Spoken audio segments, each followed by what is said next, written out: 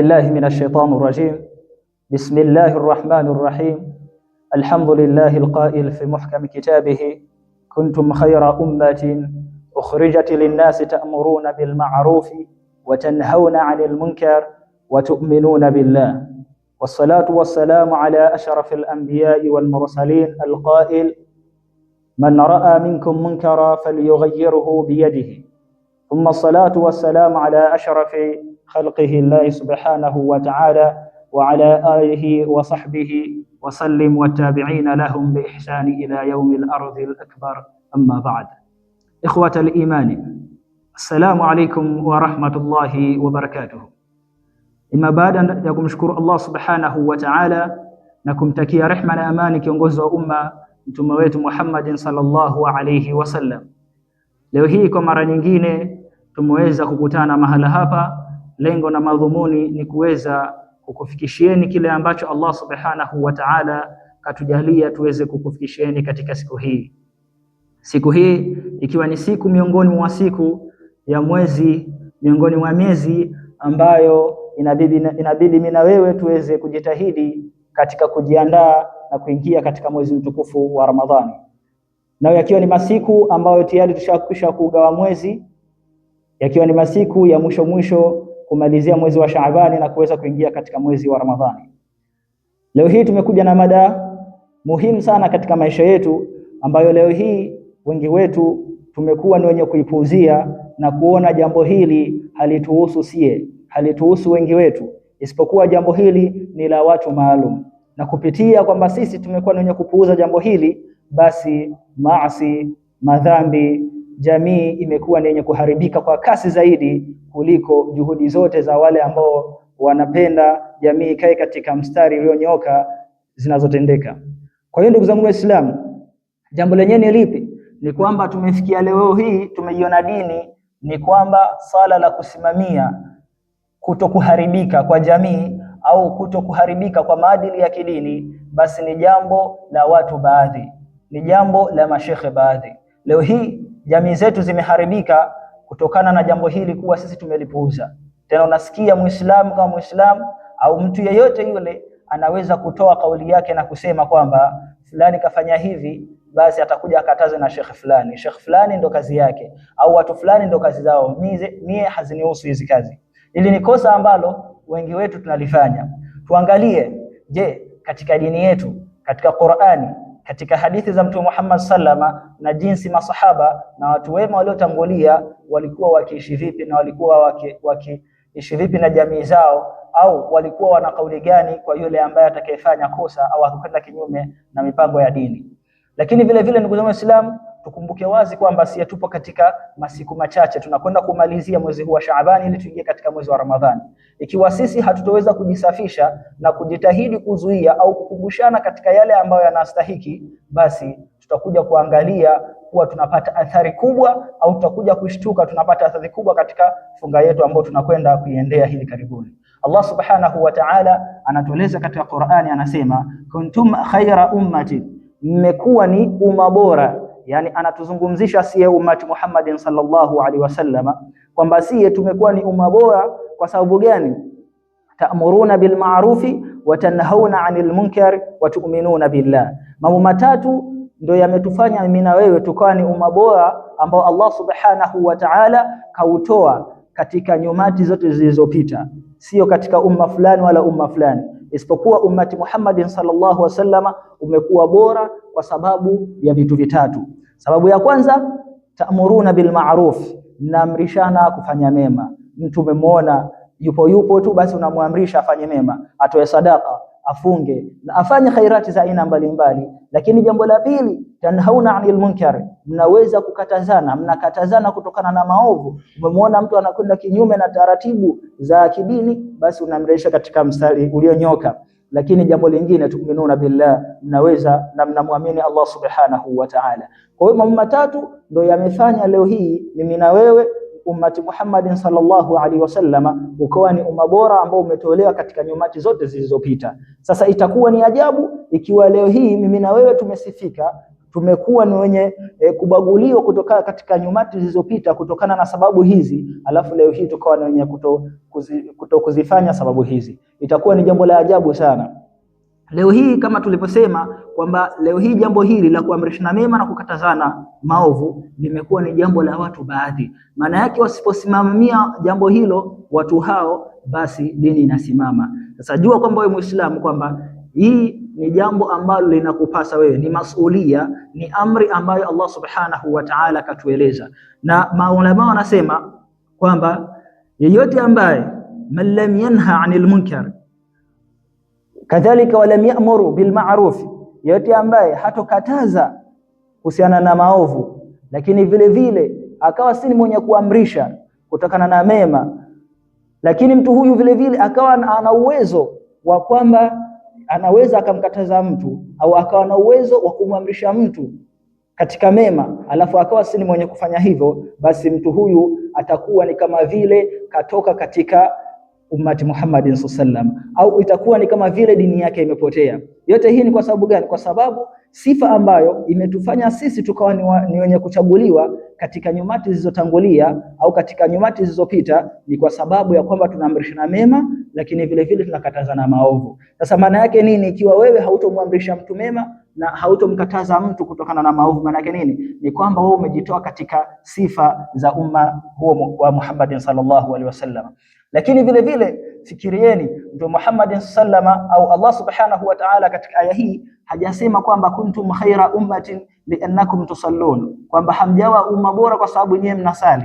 Hajasema hivyo Allah subhanahu wa ta'ala, wala hajasema kwamba mmekuwa umma bora kwa sababu nyewe mnafunga au mnatoa sadaka sana, isipokuwa mambo aliyotaja ni muhimu sana katika maisha yetu ya kila siku, ambayo haya mambo haya kupitia menyewe tunaweza tukanyuka daraja mbele ya Allah subhanahu wa ta'ala. Jambo la kwanza al-amru bil ma'ruf, kuamrishana mema, kwa sababu hizi ibada zote tunazozifanya ni juz'un, ni sehemu katika hayo mema ambayo tunabidi tuamrishane. Ikiwa sisi tunakuwa ni wenye kuswali, kufunga na tukaishia hapo hapo, maana yake tunakuwa bado dini hatujaikamilisha. Dini inajengeka na haya mambo matatu, ndio maana Allah subhanahu wa ta'ala akayataja. Jambo la kwanza ni wewe kuwa na masulia ya kuhisi kwamba mtu akifanya kosa mbele yako liwe kinyume na dini, maadamu tu una uwezo wa kumkataza. Kama una elimu ya jambo analolifanya au una uwezo wote wa kumkataza, basi ukaweza kumkataza, utakuwa umesimamisha nguzo miongoni mwa nguzo ya dini. Lakini vile vile tusisahau nafsi zetu vile vile, usije ukamkataza mtu jambo alafu wewe ni mwenye kulifanya, kwa sababu Allah subhanahu wa ta'ala anatueleza atamuruna an-nasa bil birri wa tansawna anfusakum wa antum tatluna al-kitab afala taqilun, kwamba mnawaamrisha watu kutokana na mema lakini mnazisahau nafsi zenu. Wa antum tatluna alkitaba, lakini vile vile na nyinyi ni wenye kukisoma kitabu. Afala taqilun, je hamui na akili? Yani haiwezekani kwamba wewe umwamrishe mtu kutokana na mema, umwamrishe afunge swala, afunge saum, atoe zaka na afanye mambo ya aina mbalimbali ya khairati, lakini wewe ndio mwenye kujiepusha na mambo hayo. Ile jambo Allah subhanahu wa ta'ala anatueleza, anashangaa katika aya akisema afala taqilun. Je, mtu wa namna hii hawe na akili? Yani hapati kuzinduka, hapati kutumia akili yake vizuri. Kwa hiyo ndugu zangu Waislamu, jambo la mwanzo al-amru bil ma'ruf, lakini tusisahau nafsi zetu, kwa sababu Allah subhanahu wa ta'ala ameleta aya nyingi sana zikizungumzia kwamba jambo la kwanza wewe inabidi uanze na nafsi yako, kisha ufuatie na nafsi ya ndugu yako, kwa kusema ya ayyuhalladhina amanu qu anfusakum wa ahlikum nar, kwamba enyi mlioamini ziokoeni nafsi zenu, lakini vile vile baada ya hapo na nafsi za ndugu zenu kutokana na moto. Kwa hiyo jambo la kwanza, anza na nafsi yako, kisha amia kwa ndugu yako. Ili katika swala la al-amru bil ma'rufi, lakini vile vile na an-nahyu 'anil munkar. Vile vile katika munkar, katika maasi, katika madhambi, inabidi uanze wewe na nafsi yako, kisha ufatie kwa mwenzako.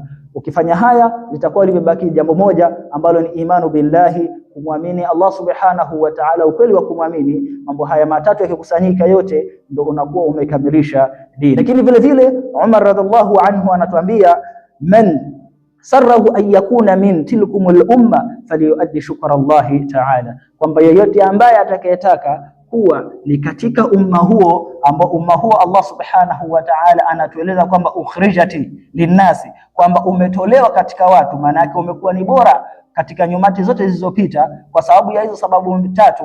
basi Umar radhiallahu anhu anatuambia kwamba atakayetaka au litakalomfurahisha kuwa katika umma huo, basi ni juu yake yeye kuweza kutekeleza shukrani za kumshukuru Allah subhanahu wa ta'ala. Na vipi unamshukuru Allah subhanahu wa ta'ala? Unamshukuru Allah subhanahu wa ta'ala kwa kuyatekeleza mambo yote matatu.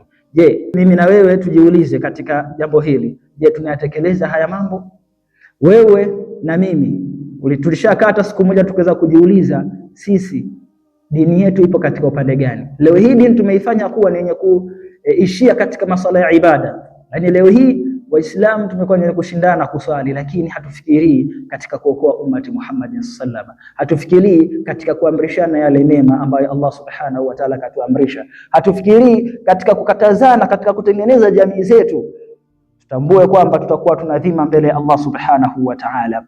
Wewe mzazi, wewe mlezi, wewe kijana, wewe binti wa Kiislamu, ikiwa wewe utakuwa na elimu lakini elimu hile ukawa si ni mwenye kuifanyia kazi katika kukataza mema, kukataza maovu, lakini kuamrisha watu kufanya mema, lakini vile vile na wewe kujipendezesha na zile akhlaqi nzuri, yale maadili ambayo Allah subhanahu wa ta'ala kayaridhia, basi tambua tutakuwa tunadhima mbele ya Allah subhanahu wa ta'ala, siku ambayo yauma yafirru almar'u min akhihi, kwamba siku ambayo mtu atamkimbia ndugu yake wa ummihi wa abi. Tutambue kwamba tutakuwa tunadhima mbele ya Allah subhanahu wa ta'ala. Elimu hii ambayo tunaipata, maarifa haya ambayo tunayapata kuhusiana na dini, na tukawa si wenye kuyafanyia kazi, basi tutambue tutakwenda kuulizwa mbele ya Allah subhanahu wa ta'ala. Lakini vile vile maulama wameugawanya ummati Muhammadin sallallahu alaihi wasallam kuhusiana na ujumbe aliokuja nao katika makundi mawili. Kundi la kwanza ni ummatu da'wa, ni umma ambao umefikiwa na ujumbe wa Mtume Muhammadin sallallahu alaihi wasallam. Sawa sawa uwe ni wenye kuamini ujumbe huo au uwe ni si wenye kuamini ujumbe huo. Lakini vile vile umma wa pili ni ummatul ijaba, kwamba ni umma ambao umefikiwa na ujumbe wa Mtume Muhammad sallallahu alaihi wasallama na wakawa ni wenye kufanyia kazi ujumbe huo. Sasa katika watu waliotajwa hapa, katika sifa zilizotajwa katika hii aya ambayo Allah subhanahu wa ta'ala kaisema, ametaja sifa tatu. Sifa ya kwanza al-amru bil ma'rufi, sifa ya pili an-nahyu 'anil munkar, sifa ya tatu al-imanu billah.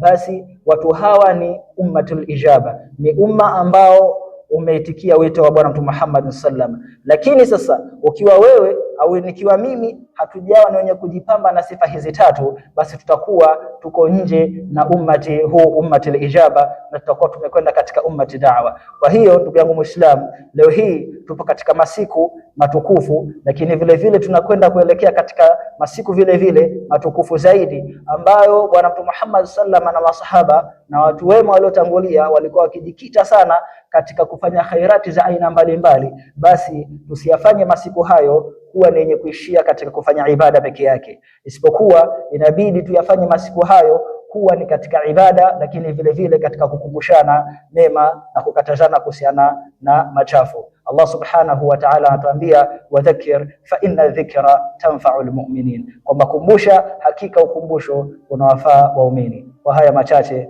niseme assalamu alaikum wa rahmatullahi wa barakatuh.